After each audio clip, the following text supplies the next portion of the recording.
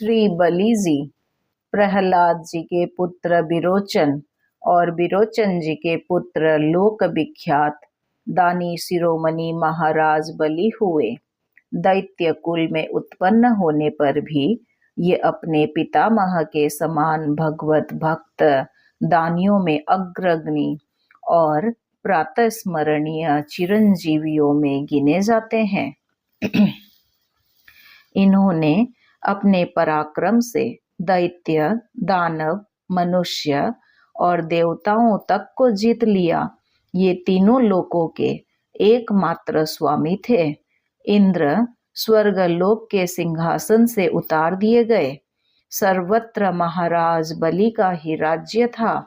ये बड़े ब्राह्मण्य, धर्मात्मा और साधु सेवी थे। देवताओं ने भगवान से प्रार्थना की। देवताओं की माता अदिति ने एक घोर व्रत किया। उससे संतुष्ट होकर भगवान ने अदिति को वरदान दिया कि मैं तुम्हारे यहाँ पुत्र रूप में उत्पन्न होऊंगा, तभी तुम्हारे पुत्रों का संकट दूर करूंगा। कालांतर में भगवान ने अदिति के यहाँ अवतार धारण किया। भगवान का यह मंगल विग्रह बहुत छोटा था। इससे आप बामन कहलाए और इंद्र के छोटे भाई होने से आपकी उपेंद्र संज्ञा हुई। सब देवता प्रसन्न हुए कि हमारा गया हुआ ऐश्वर्य फिर प्राप्त होगा।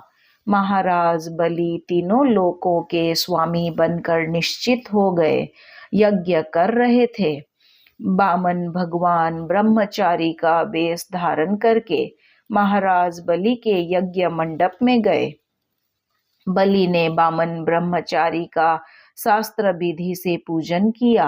अर्घ्य पाद देकर गोदान के अनंतर महाराज ने कहा, आप सुपात्र ब्रह्मचारी है।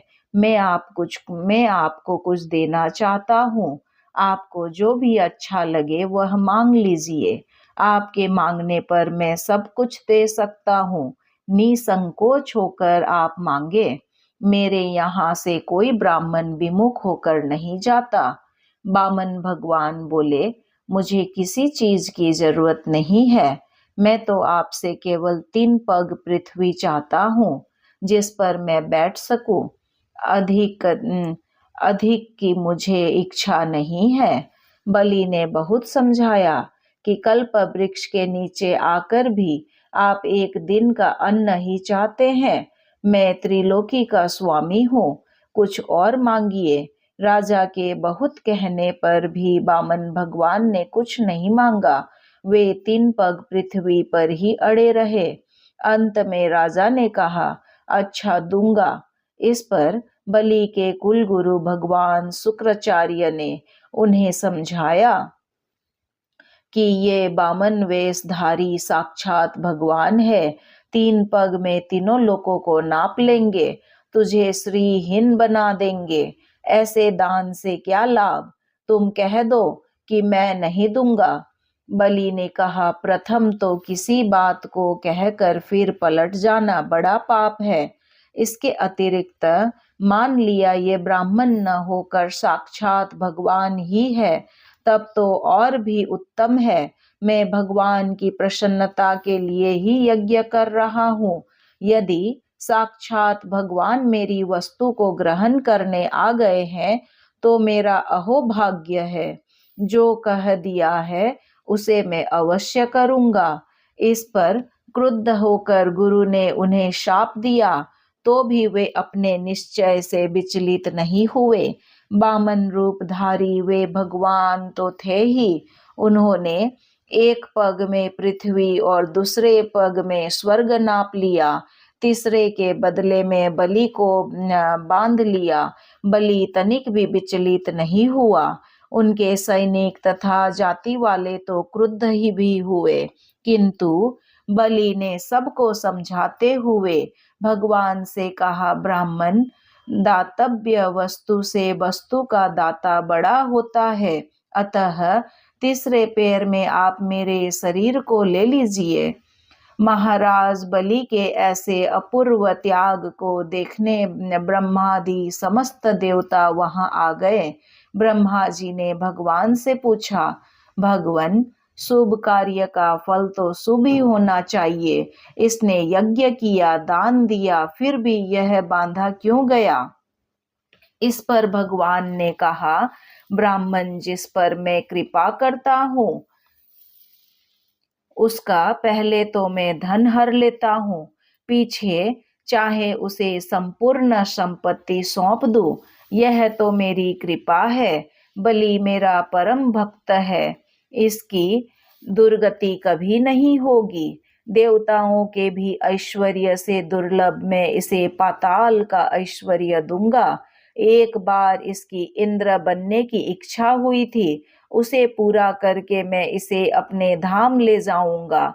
महाराज बलि के त्याग और धैर्य को देखकर भगवान बड़े प्रसन्न हुए और बोले, राजन, तुम जो चाहो वर वरदान मुझसे मांग लो। बलि ने कहा, भगवन, मुझे सांसारिक वस्तुओं की तो आवश्यकता है नहीं, मैं तो आपको चाहता हूँ। आप सदा मेरे द्वार पर रहें, यही मेरी इच्छा है। भगवान हंसे और सोचने लगे, हम समझते थे हमने इसे बांधा है, किंतु इसने उल्टे हम ही को बांध लिया। भगवान तो सदा अपने भक्तों की प्रेम रज्जु में बंधे हुए हैं। उन्होंने कहा, आज से मैं सदा तुम्हारे द्वार पर द्वारपाल बनकर रहूंगा। भगवान का आशीर्वाद पाकर बलि प्रसन्नता पूर्वक सूतल लोक में चले गए। गदा पाणी भगवान आज तक उनके दरवाजे पर एक रूप से द्वारपाल बने हुए खड़े हैं। यह है भगवान की भक्त वत्सलता का नमूना, और यह है भक्तों के सर्वस्व त्याग का सर्वोत्कृष्ट उदाहरण। श्रीमन्नारायण नारायण नारायण, भज मन हरि नारायण नारायण नारायण।